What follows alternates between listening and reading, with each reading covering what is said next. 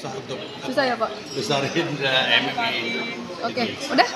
Oke, Pak Ardi, tadi kita sudah tanya sama Kania ya, keterlibatan Kania di MMA ini seperti apa. Anda tadi pengakuan beliau memang awalnya hanya menjadi pemberi masukan, tapi akhirnya terlibat juga seperti apa keterlibatan Kania? Ya,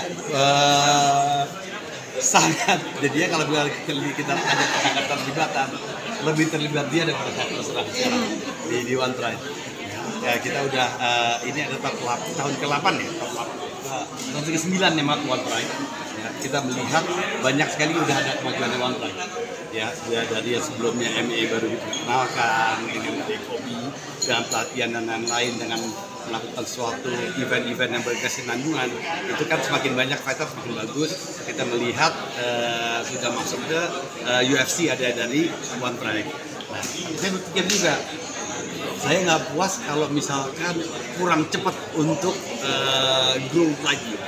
Oleh sebab itu saya mikir ini perlu orang yang bisa memikir out of the box. Karena ketika kita mau hasil yang berbeda dengan cara yang sama, tentu pasti akan susah. Nah, untuk si Bunia sendiri, saya menunjukkan dia sebagai COO di holdingnya, di One Pride dan juga di holdingnya. Di holding daripada One Pride. Apa yang dilakukan, dia memberikan suatu sentuhan-sentuhan tidak hanya warna untuk setnya, sehingga ambience, dan itu akan fighter itu juga akan ada tema-temanya, ya, di mana itu merupakan suatu kemampuan daripada dunia. Saya lihat itu sangat baik. Mudah-mudahan bisa dapat diterima. Mudah-mudahan tujuannya makin banyak orang menyukai olahraga MMA ini, bahwa kalau misalkan datang ke arenanya itu bukanlah yang menyeramkan ya, tetapi sesuatu yang kan bisa ajak teman-teman untuk menonton dengan ambience yang sangat bagus. Tadi juga katanya kan ini juga anak-anak mau pada ikut sekarang disebutkan ini. Iya betul. Jadi setiap kali ada One Pride itu selalu minta diajak. Tapi kan sebenarnya peraturan pemerintah itu masih ada range, belum boleh ikut. Apalagi karena itu juga tayang di TV terestrial, TV tidak berbayar. Jadi ya kita nggak berani untuk ajak mereka. Jadi mereka kalau misalkan mau ikut di belakang layar aja ikut ya. Tapi ya mudah-mudahan ya mereka bisa menjaga diri anak-anak ya untuk menang suka dengan MMA. Lumayan juga siapa tahu bisa memasuk One Pride ya, kita adu aja biar lebih kayak tambah menjadi cowok sejati.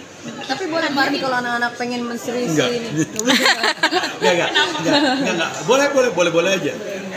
Yang tapi kalau misalkan di antara 3 anak saya sih, kalau misalkan disuruh terusin ini yang paling sangar Mikaela. Walaupun perempuan satu-satunya ya Pak? Oh, perempuan satu-satunya agak sangar lah. Dia nggak bisa jadi pemenang. Kayak mamanya juga nggak sih? Lebih sangar, lebih jauh sangar Mikaela. Ya. Tapi dia sangat dewasa sih, sangat dewasa, dia ngertiin, tapi ya galak. Tapi cantik lah sayang. Cantik. Kan dia berarti di sini posisinya sebagai apa nih? Di sini COO juga, dia turun langsung. Habis itu kita tahu kan dia kan emang lama di entertainment. Dan kita mengetahui bahwa ketika digabungkan menjadi sportainment, gimana pun caranya, dimana saya sendiri belum menemukan formulanya, harus coba-coba terus. Saya kalau kita tidak mencoba udah pasti nggak bisa. Nah ini makanya ada dia di awal-awal usulannya lah. Ya kalau yang tadinya kita merasa membuatnya itu ya ya selama 8 tahun udah ada apa-apa usaha-usaha ini di awal kelihatan ini lo gila ya, lo buat apa gitu kan, sebenarnya pengen nunjukin fight aja. Nah, tapi dia tidak berpikir demikian, karena kita pengen orang datang menyukai, tidak hanya menonton pukulannya tapi semakin mengenal. Ketika orang mengenal, lebih gampang untuk jatuh cinta yang olahraga ini. Jadi mudah-mudahan itu yang bisa, dan masukan dari teman-teman semua, support dari teman-teman semua, tetap kami tunggu ya, saran kami tunggu untuk kebaikan untuk MMA Indonesia. Tadi ngeliat kan ya sama anak-anak jadi kayak teman best friend seperti apa sih? Cantiknya sama kayak Tadi bilang udah dewasa juga Pak Ardi. Iya, kalau saya terus terang apa biasanya kan paling dekat dengan yang perempuan itu bapaknya. Tapi saya paling dekat karena dia tahu dia bisa marahin saya kapan aja. Ya, padahal saya ketum kopi nggak innocent banget kelihatannya kan. Iya, tapi dia bisa marah lebih menakutkan sehingga ketum suka takut. Tapi ya, she's an angel for me, walaupun galak, tapi dia lebih dekat dengan ibunya. Ya bisa sharing segala. Kenapa? Soalnya ketika dia mencoba sharing, saya terutama ibu 12 tahun loh. Ibu 12 tahun mencoba sharing, tapi sharing ada berkaitan dengan lawan jenis, ya tentang pacar itu ya bilang stop, ngomongnya mama aja. Ya ada sedikit perasaan jealous. Tapi Tania selalu mengajarkan artinya kesederhanaan juga nih Pak Ardi. Betul.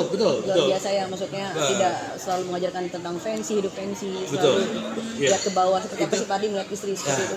Itu yang saya pesankan juga dengan Nia, karena kan nggak tahu kenapa saya ini bukan dari bentuk badan saya abri tapi hati Hello Kitty. Sehingga jadi kalau misalkan anak ya walaupun salah ngerengek dikit gitu luluh hatinya. Tapi kalau ibunya lebih ya yang benar kan ajaran ini benar ini salah dan dilakukan sebagaimana mestinya sebagai orang tua. Nah, dia she's better parent. Tadi beda lebih tegas ya daripada bapaknya yang Pak. Betul. Dan kalau anak zaman sekarang itu kalau kita mau memberikan saran, jangan melarang. Kita harus tahu kenapa kita melarang. Jadi ya pernah coba juga yang dulu tuh saya sering banget gini, jangan main-main di maghrib, kenapa ya setan. Nah ini kayak gitu ditantang, mana setannya gitu. Ini juga nggak bisa ya dengan setan ya kan. Tapi ya harus logis itu ya Pak. Ya harus logis. Ya, rada susah juga karena logisnya mereka juga kadang lebih logis dari kita mikir iya jadi kenapa gue larang ya gitu. Oke.